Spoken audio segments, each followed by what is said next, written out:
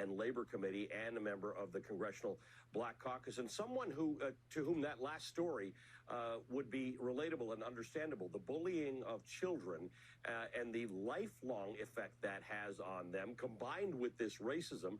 The good news, Congresswoman Hayes, is that we can change this, right? This new spate got kicked off by a president who was racist and had anti-Asian sentiment. We now don't have that, and we can start to do things to change this trajectory. Absolutely, Allie. Good morning. Thank you for having me. And we've already started to do something.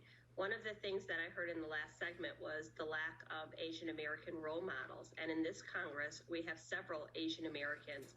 And right now we have anti-hate legislation led by Congresswoman Grace Ming that says, you know, we can't change people's hearts and minds, but we can change the law to make things like this a crime. You are a former teacher. You were actually the Teacher of the Year in 2016.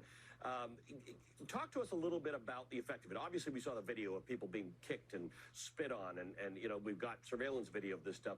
But the effect that it has on kids is really dramatic. I mean, people like you have fought for years to try and make sure that kids find school to be a safe environment. Once this starts getting into their environment, the damage could take decades to undo.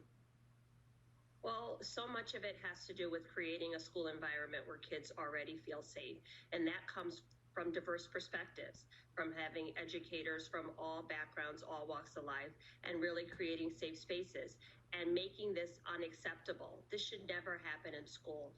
In fact, part of the legislation that I had included in the American Rescue Plan is the language from the Save Education Jobs Act to make sure that we have social workers and counselors that remain in schools so that when kids are feeling like this, there is someone on the ground that will support their mental health and wellness. I want to ask you about another topic from the Rescue Act, and that is that we had news last night the Department of Homeland Security is directing FEMA to help with the surge of unaccompanied minor children. This continues to happen, and we are still detaining minor children, which again is the same. It's not the same kind of thing, but it is trauma that is very hard to undo. What's your take on how we should be handling, or how Congress should be handling this constant and ongoing detention of people who cross the southern border? Oh, it's definitely trauma. And Congress, we have to address immigration on a much broader scale.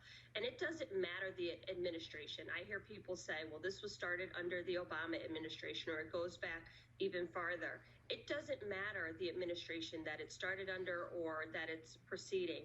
Our job right now is to look at this problem and address it.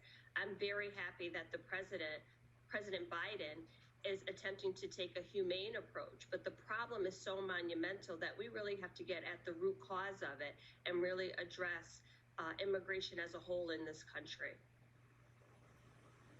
Congresswoman, always good to see you. Thank you for joining us this morning. Congresswoman Jahana Hayes of Connecticut, as I mentioned, was the National Teacher of the Year in 2016, first African-American to represent Connecticut in the House of Representatives. Thanks for joining us this morning. Well, a certain host of another